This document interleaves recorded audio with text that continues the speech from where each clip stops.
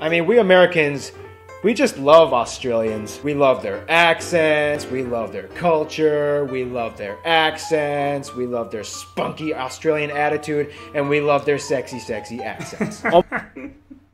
Okay, I get it. Almost any Australian.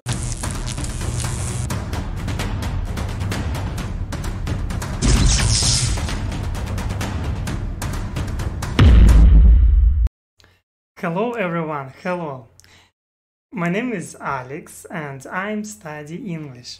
And today we will watch another video. And this video will be about Australia from Geography Now. Yes, and you can support me.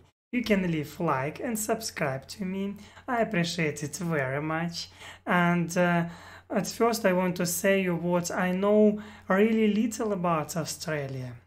What I know, it is really little. I know what a lot of students from China,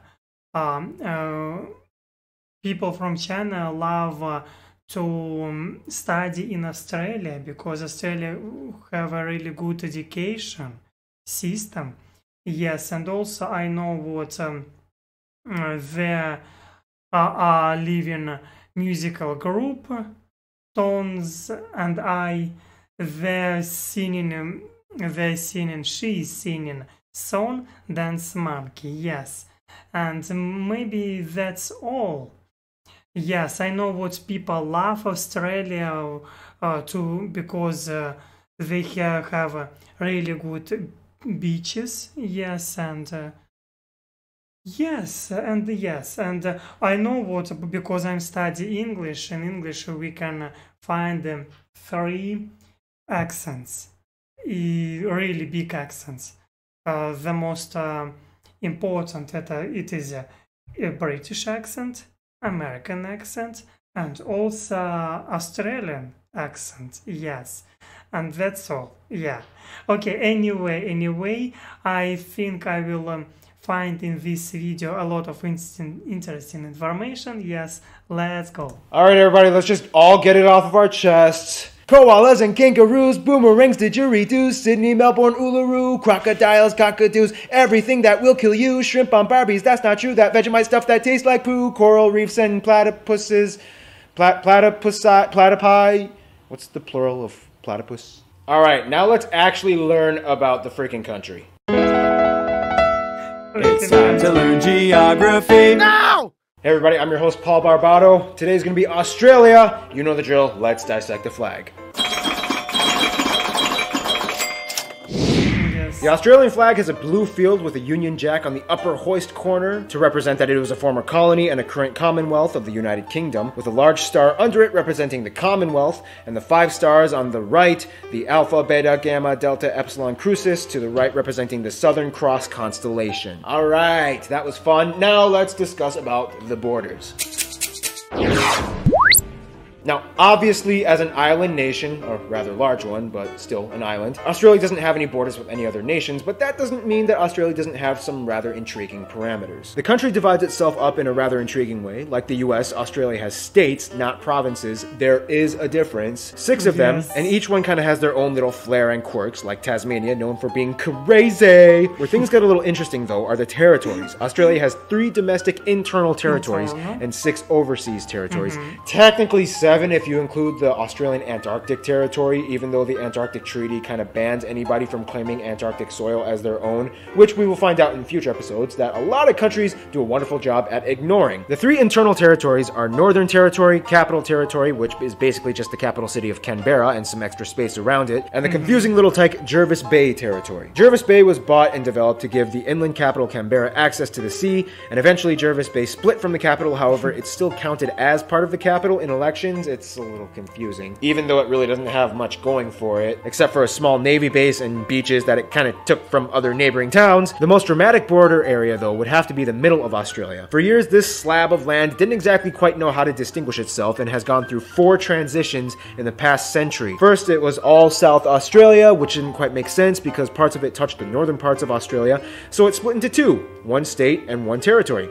Then for 4 years, it became South Australia and 2 territories, the new one being called Central Australian Territory, then finally it changed its mind and went back to being Northern Territory. Central Australia is kind of like your girlfriend at a restaurant. What do you want? What do you want? It's not that simple! Finally, we reached the overseas territory. It's not that simple. Although Australia has over 8,000 islands under its sovereignty, 6 of these islands operate as distinct territories, some of which sustain themselves with permanent populations. They are Ashmore and Cartier, the Cocos or Keelings Islands, Coral Sea Islands, the Heard and McDonald Islands, and the popular holiday spot, Norfolk Island, and the pleasant Christmas Island that gets attacked by huge coconut crabs every year. Finally, Australia is home to arguably the most micronations in the world. Places like the Principality of Wye, Rainbow Creek, the Empire of Atlantium, and more. These nations were developed by either small groups of people or a single person because they were doing things like protesting taxes and wanted to claim autonomy, or they were just kind of bored and decided to amuse themselves. But still, hey, they tried. Alright, now let's talk about the landscape, shall we? Okay, not all of Australia is a desert, okay? Only about 35%. Okay, so besides Antarctica, Australia is the driest continent on the planet, which explains why, yes, 85% of the population lives along. Yes, some information I knew before, and I'm surprised that I remember this, because, yes, it is interesting what I knew about the desert, and I knew what people in Australia are living along the beaches, yes. Along the edges of the country within 50 kilometers of the coast. Nonetheless, a lot of places, specifically around the coasts, actually have very temperate and even tropical landscapes. By the north, you find tropical zones and wetlands and rainforests. By the far edges on the east and west, you can find subtropical zones with lighter forests and plains. A little bit inland, close to the interior, you find grasslands and flat stretches of semi-arid terrain. In the southeast by Sydney, you find temperate, cooler, arid land with semi-tropical, yet slightly dry areas with an abundance of trees and plants. Then, of course, you have Tasmania, which is on a completely different level of green. Then we reach the deep interior where we hit the Great Deserts like the Great Victoria and the Great Sandy Deserts. This area is famously known as the Outback. The Outback is essentially the area of Australia with long open stretches of red and orange desert that lays out beyond the horizon with few sparse populations of people that can be found anywhere. It has a dry, rocky, rugged terrain that everybody assumes is teeming with a variety of poisonous insects and reptiles, and, well, I mean, it kind of is, but still, there's more to it than just that. Oh, and don't forget Lake Hillier, that strange lake that is mysteriously naturally pink for some strange reason that baffles. Oh, it is beautiful. Lake Hillier, okay. I want to see this. Maybe I can find more pictures. Yes.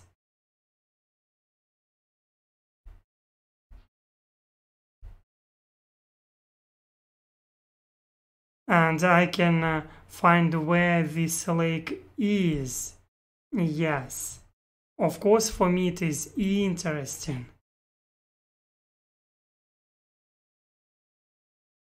Oh, I get it, I get it.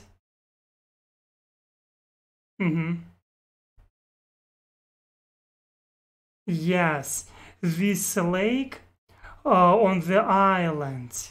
Yes. And here, of course, we can find different pictures too. Yes. Oh my gosh, it's a really beautiful place. And of course, it is unusual to see this. Yes.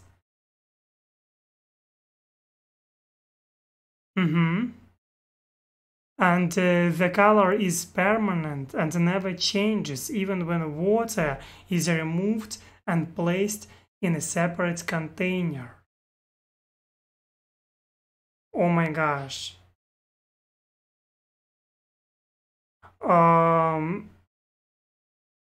Yes, and they can't explain why it's pink. Yes, it's really interesting, yeah. scientists. Now, if there's one thing that really epitomizes Australia, it would have to be its world-renowned beaches and coasts. People flock from all over the world just to enjoy the beautiful, pristine atmosphere of a real, authentic Australian beach. Just remember to put on your sunscreen, though. Australians actually kind of have a joke where they can tell who the ignorant tourists are. It's usually the ones who think they'll be totally fine sitting out in the sun for more than 20 minutes. Skin cancer rates are actually exceptionally high in Australia, and the population has acknowledged the precautions that they need to take. Now, we all know that Australia is home to some of the most unique and curiously distinct animal species in the world not found anywhere else. However, Australia is also known as the home of many feral species. Australia has over 50 invasive species that were brought over to the land from areas mostly in Europe, and over the course of nearly 1.5 centuries. Yes, and I want to say you, I prefer to live in places where you have winter. Yes, because I love winter very much. I don't like summer. Yes, but yes, I like summer, but I love winter. Yes, I really love winter, and of course, I think Australia, for me, it's not a good place for living. It is a wonderful place for traveling, I think so. But who knows? Okay, let's go. Countries have bred and spread like wildfire all over the country. Animals like the European rabbit, red fox, water buffaloes, goats, pigs, even camels, and worst of all, the famous cane toad. They've all gone wild and have cost the Australian government billions of dollars in environmental damages and maintenance. Yeah, I don't really know how to transition into the demographics from this part, so here's demographics.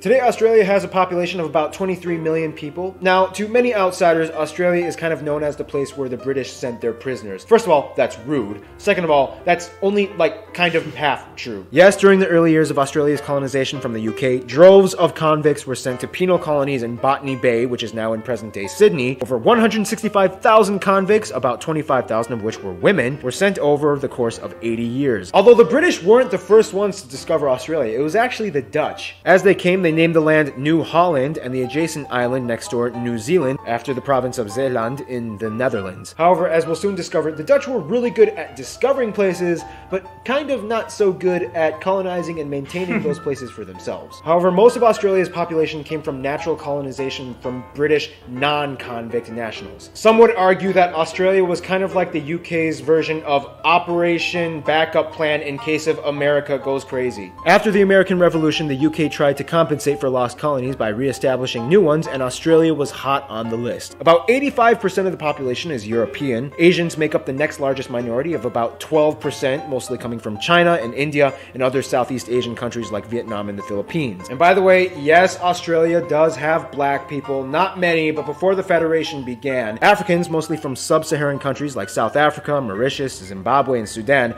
have historically resided in Australia. It wasn't until the 60s when African assistance programs allowed many Africans to study and eventually move to Australia. Today, they make up about 1% of the population. One demographic of people that commonly gets overlooked, though, would have to be the native Australians, commonly known as the Aborigines, which make up about 3% of the population. Aborigines are a very unique and distinct 3%, it is really a lot. People group that come from hundreds of different tribes, each with their own language and dialect, spread throughout the north, south, and central regions. Today, Aboriginal rights are a huge hot-button topic in Australian legislation, and about 22% of the land of northern Australia is Aboriginal-owned. In 2013, Aboriginal groups actually banded together and decided to kind of make their own little state called the Murruwarri Republic, independent from Australia. The Australian government, though, doesn't really recognize this claim and just kind of brushes it off with a meh, as long as you don't cause a civil war attitude. Well, as you can see, a lot of people have come to live in Australia, but now let's see how Australia interacts with the rest of the world. Australia is, let's just put it very simply, a very popular country. If this was high school... Yes, of course. I think what it is obvious what Australia are really popular because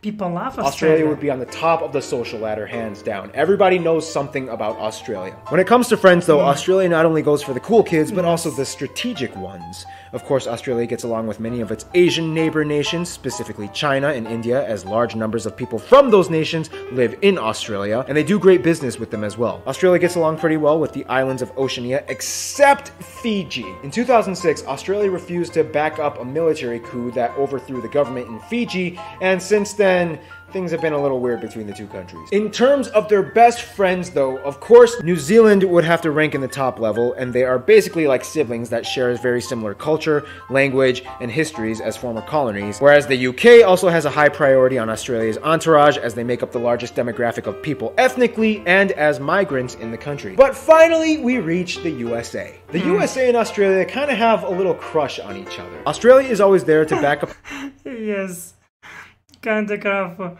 Yeah, crush. The US in times when allies are necessary, and the US, well, I mean, we Americans, we just love Australians. We love their accents, we love their culture, we love their accents, we love their spunky Australian attitude, and we love their sexy, sexy accents.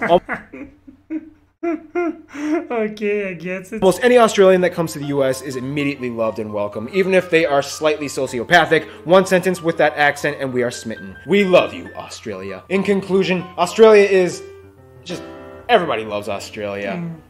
Stay tuned, Austria is coming up next. Yeah, oh, yes, we did it. Yes, and I think what I agree with him. Everybody loves Australia, and maybe because I don't know why. Yes, but it is good. It is really great when country have these politics. When everybody loves you. Yes, I think it is really, really good. Yes. And this was really interesting for me. This video was informative for me. Yes, and thank you for watching me. Thank you for supporting me. You can leave a like and subscribe to me. I appreciate it very much. And of course, see you next time.